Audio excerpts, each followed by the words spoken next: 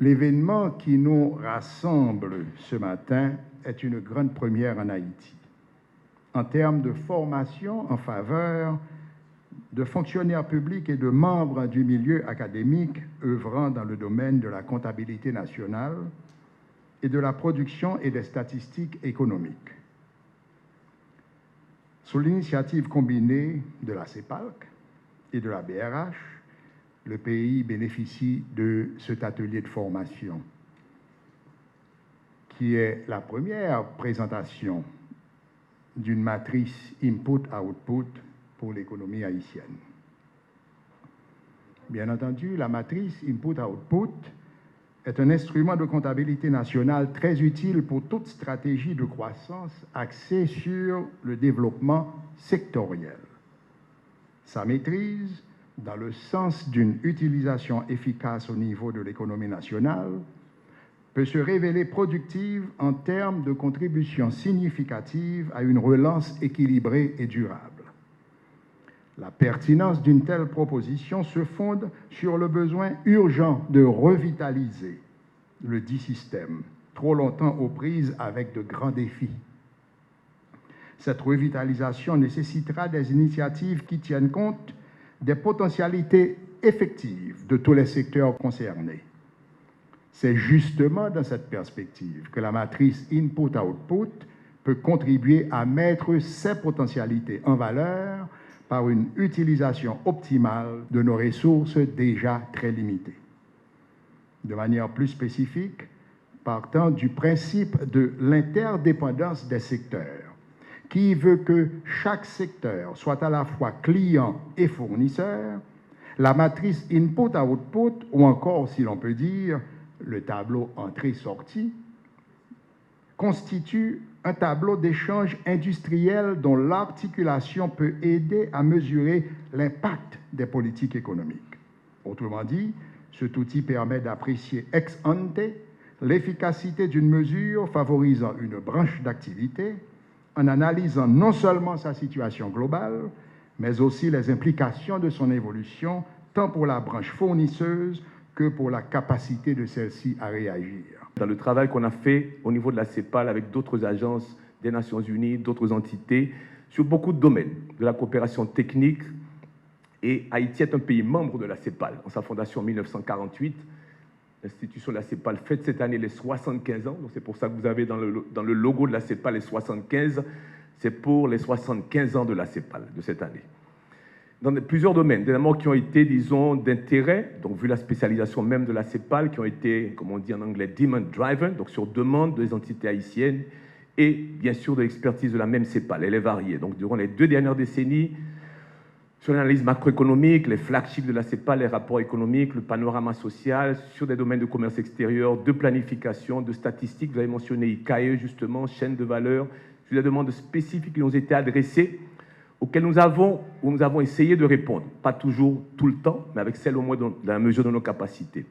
L'analyse de l'insertion de la CARICOM, ça c'est 1999, les cours de formation à l'ENAF, évaluation socio-économique des désastres, dans ce cas-là, je dis, ce n'est jamais un travail agréable d'être ici pour ces occasions, 2008, 2009, 2004, avec cyclone Jeanne ou la tourmente tropicale Jeanne. Et puis bien sûr, janvier 2010, et de triste mémoire, je dis triste mémoire pour les affectations qui ont été subies, mais on a été avec vous pour cette évaluation dans laquelle la CEPAL au niveau régional a une expertise reconnue, et en Amérique centrale, Amérique du Sud et des pays de la Caraïbe. Et puis enfin, beaucoup plus récemment, je dis, elle a un ensemble de travaux menés de façon avec des partenaires sur la protection sociale qui nous accompagnent aussi aujourd'hui, je pense qu'ils sont là. J'ai vu M. Thias en représentation des ministres des Affaires sociales, ça les dernières 4-5 dernières années, dans le cadre de la contribution de la CEPAL à la PNPPS, la politique nationale de protection et de promotion sociale, un travail conjoint depuis plusieurs années. Et la commission mixte binationale Haïti-République dominicaine, peut-être certains ne s'en souviennent plus, sur la question du transport transfrontalier entre les 2 pays. Nous avons accompagné pendant 2 ans ou 3 ans l'équipe et de la commission et des ministères impliqués, ministère du Transport, ministère des Finances et autres. Outre la diffusion des 2 rapports, donc les 2 rapports cités plus haut, donc sur la construction de la matrice, ça va être le noyau principal réellement de ces 3 jours-là, et un deuxième qui est sur la partie analytique, à partir de cette matrice qui analyse des écarts structurels, les problématiques et Mais nous tenions aussi à rendre transparent le processus méthodologique qui a été suivi pour l'élaboration de la matrice, mais à fournir aussi les bases pour leur pleine appropriation et réplicabilité. Donc c'est pour ça, sur les fichiers Excel que vous avez, vous aurez tous les tableaux de la matrice, vous aurez tous les instruments pour pouvoir le refaire et trouver, j'espère, les mêmes résultats que nous avons obtenus. En cette occasion, malgré les contraintes diverses que vous connaissez beaucoup mieux que moi, faire cet atelier en présentiel, à Port-au-Prince, envers et presque contre tout, avec nos partenaires de la BRH et de l'Institut de formation de la Banque centrale, mais surtout avec ceux et seuls participants, participantes qui vont nous accompagner ici dans la salle ou plus loin, en ligne, durant ces 3 journées. Se veut un signal inéquivoque et fort de notre volonté sereine du partage de la connaissance et du savoir. C'est avec grand plaisir que je me joins à vous pour lancer les travaux de cet atelier. La construction d'une matrice input-output pour Haïti revêt une importance capitale pour l'élaboration des politiques publiques. L'organisation de cet atelier témoigne de la volonté de la CEPALC de partager des techniques essentielles d'analyse, de prévision et de planification avec un large éventail de techniciens et universitaires. Ce modèle, élaboré à partir de la nouvelle base des comptes nationaux 2011-2012, établi par l'Institut haïtien de statistique et d'informatique, offre une description détaillée de la structure productive d'Haïti, tant au niveau sectoriel que du côté de la demande finale, en utilisant des matrices intra-produits et d'autres outils préparés par le siège sous-régional de la CEPALC au Mexique. De plus, il permet une analyse approfondie des secteurs en se concentrant sur divers indicateurs, tels que l'analyse des chaînes de valeur en amont et en aval, la décomposition de la valeur brute de la production et de la valeur ajoutée par composante de la demande finale, grâce aux méthodologies matricielles inverses de Leontief et Gauche. Enfin, il offre une analyse structurée des échanges entre Haïti, l'Amérique centrale et la République dominicaine, ainsi qu'une évaluation de la valeur ajoutée, résultat des échanges intra-régionaux et internationaux. Tout cela vise à contribuer à l'élaboration, à la conception et au suivi des stratégies politiques, tant au niveau national que régional, en mettant l'accent sur le cas d'Haïti.